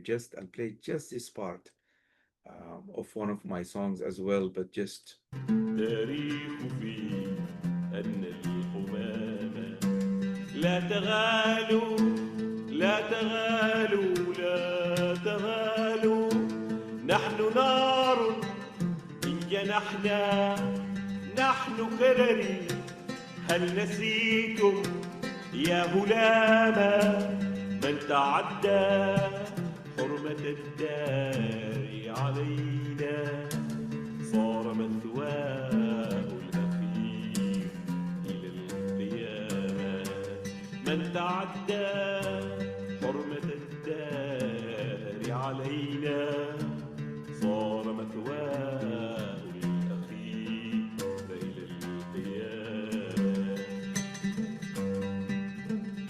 so we are against external influence, but if we are together, then maybe we can do it.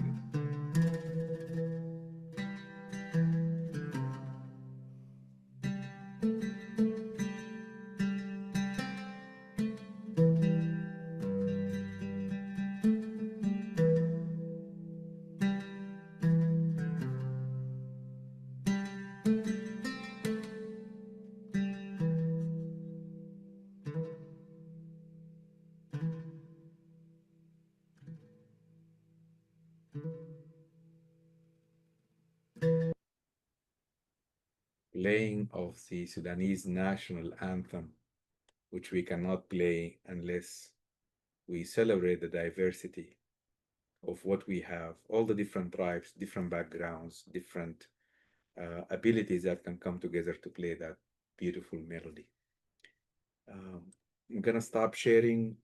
I want to wrap up the last questions to Muhammad and to you, Ahmed, and then I'll open the door for quick questions from the audience as well. So, in closing, what give you hope about the next generation?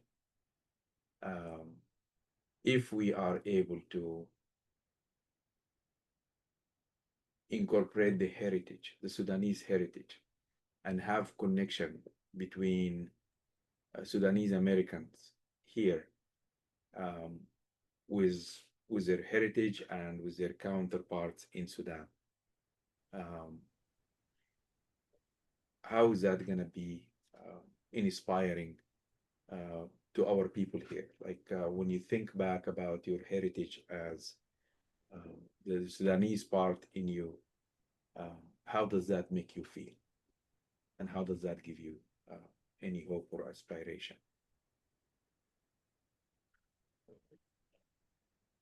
Yeah, I think for the like the inspiration that is can happen to the young Sudanese American community is I keep thinking about this platform. Ahmed probably knows about them and probably like part of it. Yeah, he did a couple of shows for them. Nile Nights and Madaniya, New York City. They are I see from what I like from the gathering that they do. They basically very young, very active, very eager to know and help Sudan. They call Nile Nights one group, and the other group is called Madaniya New York City. And they fundraise Sanduq Sudan to help like back home and stuff like that. The way that they, I mean, I see so many.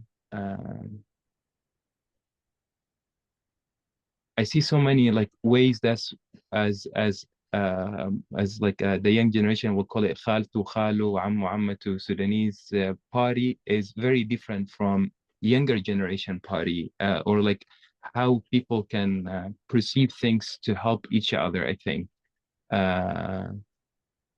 So they were Madaniya and Nile Nice been very smart about gathering amazing crowd of young Sudanese and non-Sudanese, but spreading the word about what's going on in Sudan and not making it like rigid. It's very welcoming, very easygoing, and very supportive as well. And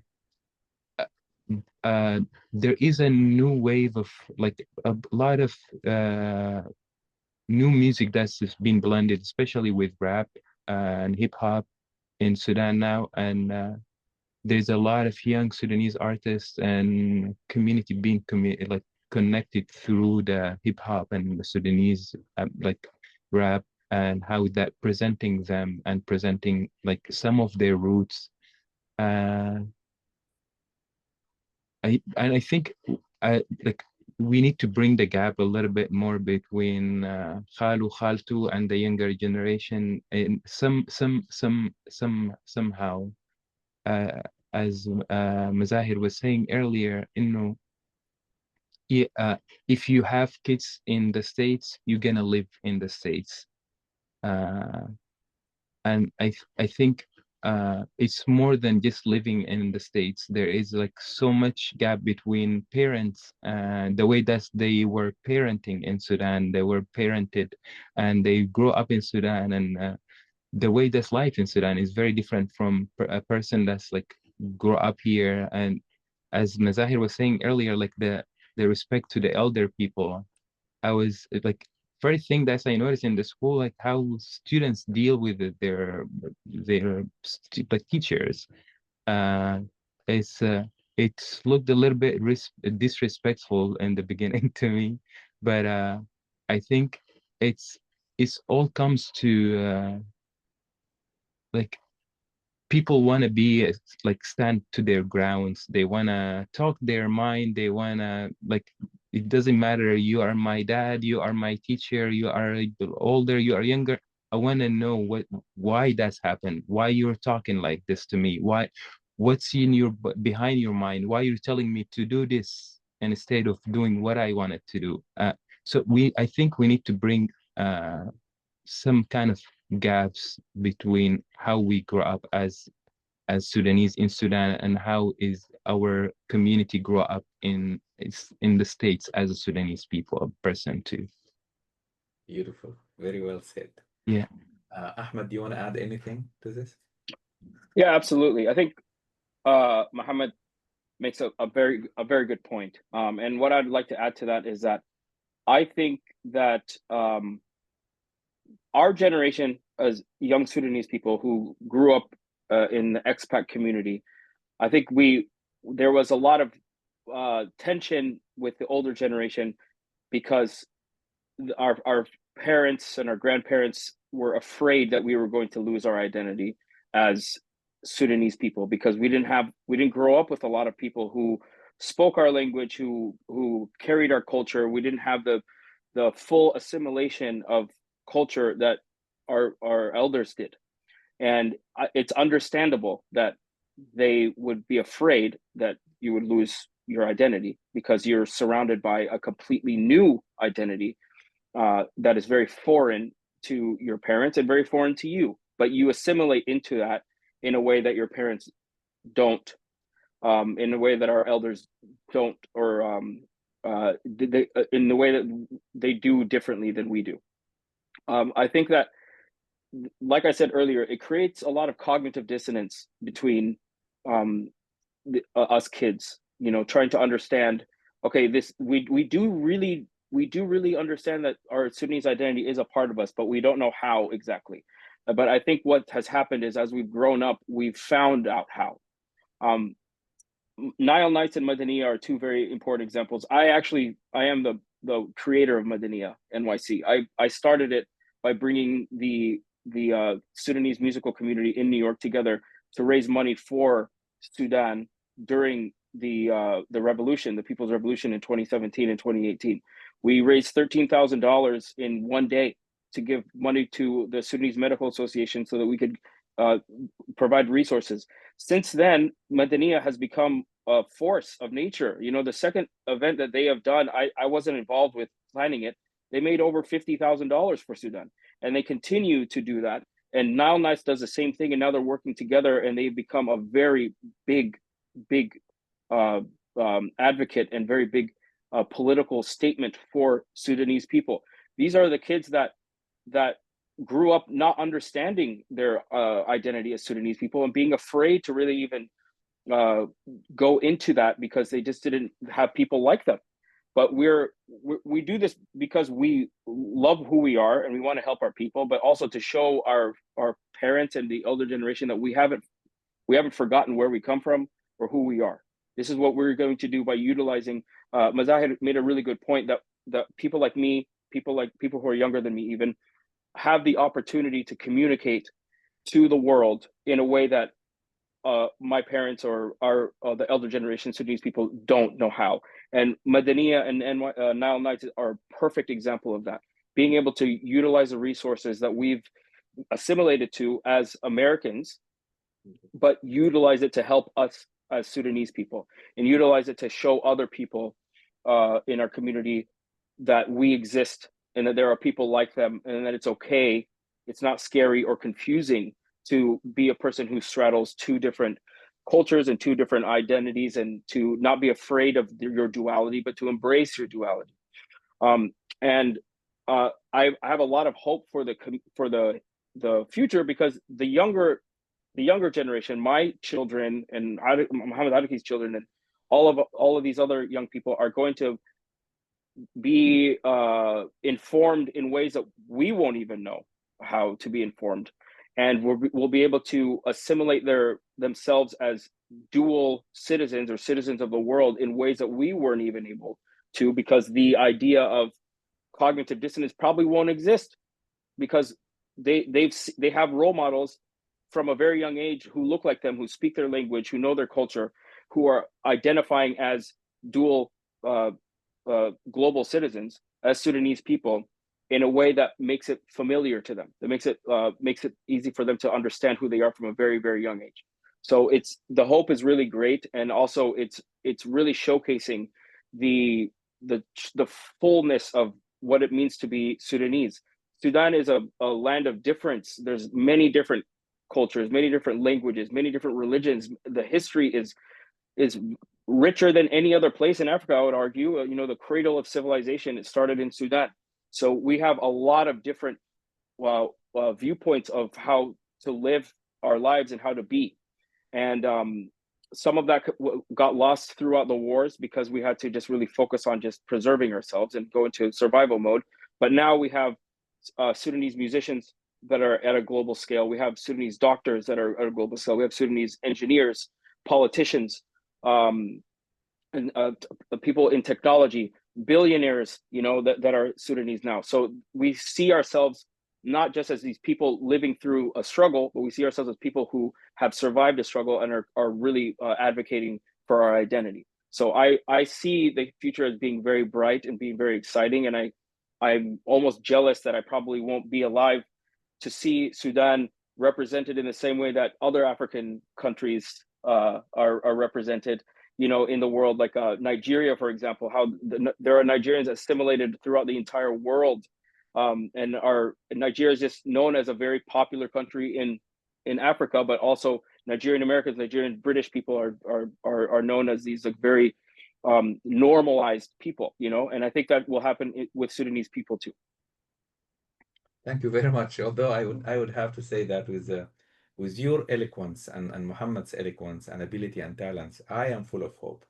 And I think you made us all proud, and you gave us a lot of hope, a lot of happiness, and a lot of good taste. So I'd like to thank you for that, for both of you. And I'll take some questions to you. If anyone have a question, then before we can wrap up the session. Actually, I want to say something, because I'm so sorry. I'm traveling today, and I needed to leave like maybe 20 minutes ago. But I really need to go to catch up with my show, like 2 hours away. Okay. Well, then thank you very much, Muhammad. It was a pleasure having Thank you so much. Thank you so much. Yeah, good to see everyone. Yeah, and you. appreciate your work, everyone. Thank you. يلا السلام عليكم. يلا السلام عليكم. Any quick question to Ahmed before we wrap up the session? Let me see.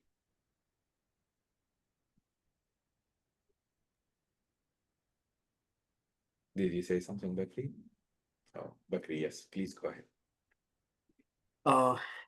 Yes, first, thank you, Ahmed, very much for your for articulating, you know, the pathway of a Sudanese American and a Sudanese American musician. We all, you know, grew up making, you know, listening to Sudanese music and then listening to Western music as two different things. And just to see that you are able to combine these or to voice this in a different way than what we used to is really inspiring. And as Muntasir said, gives us a lot of hope for the future. So can you give us more information about Nile Nights and Madaniya? I mean, do they sing just purely Sudanese songs, or are they like you who are bringing this new way of music? I think Madaniya, and first of all, Assalamu alaikum ya Bakri. Nice to meet you. Nile Nights and Madaniya are, I think, are bridging the gap between what we know as Sudanese American kids who grew up here, of our identity, but also what we grew up with as well, the traditional stuff that we grew up with. Madaniya, the last Madaniya concert, or not the last one, but the one before the last in New York, had 1,500 people. The tickets sold out. We also had we had a lot of Sudanese American artists, and Samir Marghani also performed. He was the headliner. The Nile Nights performance that I did in the Howard Theater in DC, Samir Marghani also performed at that. But a lot of other young, talented Sudanese American performers performed. There were comedians, Sudanese comedians. There were panelists. We had Sudanese food and culture available for people to eat and to just kind of understand everything.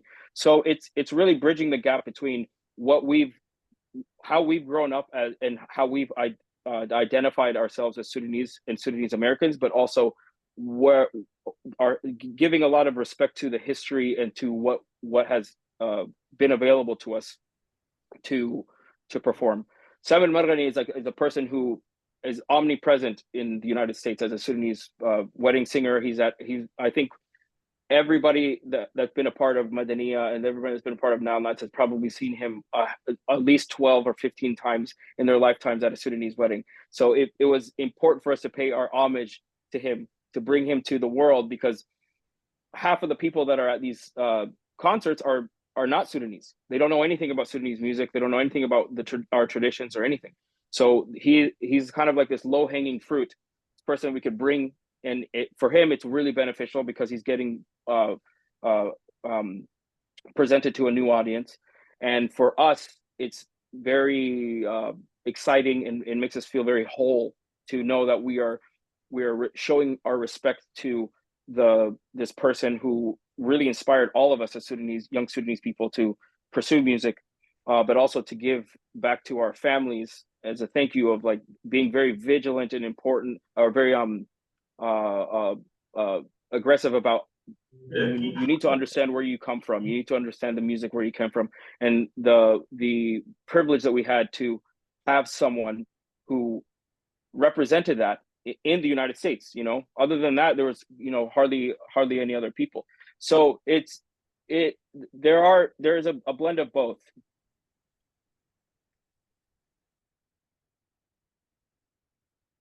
Thank you very much. Great, thank you. Yes, that's excellent. All right. Thank you. This was amazing. So I'd like to thank you again, and thank all the attendee. I think this wraps up our public conference, and now we can stop recording. Muntasir, I would like to say that this has been so inspirational that we would like to have this as a feature of our conferences in the future on an annual basis. Absolutely, thank you. And Dr. Muntasir, if I may, I just want to thank both Muhammad Araki and Ahmed for this, very interesting session with you as well, Dr. Muntasir. And if there is a few minutes that I wanted to ask Ahmed, in your interview with Democracy Now!, you spoke about the influence, even though you came to the United States when you were only 5 years old, you spoke about the influence of your grandfather, who is Madih, and his Madih in your own music. So can you speak about that, within the influence of Sudanese music into your own music now? Thank you. Before my family moved to the United States, I remember having very vivid moments of al-Mawlid, the Huliya that would happen at our house. And my grandfather, my mom's father, he would lead al-Mawlid and would recite the stories of the hadith and other religious stories in such a way that sounded like music to me. Even though it wasn't technically considered secular music, it sounded like music, the way he was singing and the way he was enunciating and telling these stories. And it gave me a very tantric and very visceral connection to music, because his voice and the way that he's sang and the pomp and circumstance and the call and response of Huliya and al-Mawlid was really amazing to me. It really struck me at a very young age, and it allowed me to understand music in its true spirit as a spiritual experience. And I've taken that inspiration with me from that point on through what I do now. It's really important that I have a visceral connection to the music that I make, or have a visceral connection to the sounds that I like, the music that I like, the music that I'm interested in. It has to hit me in that way. It has to give me a sense of purpose in the way that al-Mawlid did and the Huliya did. Thank you. Thank you very much indeed. Thank you, Dr. Muntasir. Thank you all. I'm gonna stop the recording.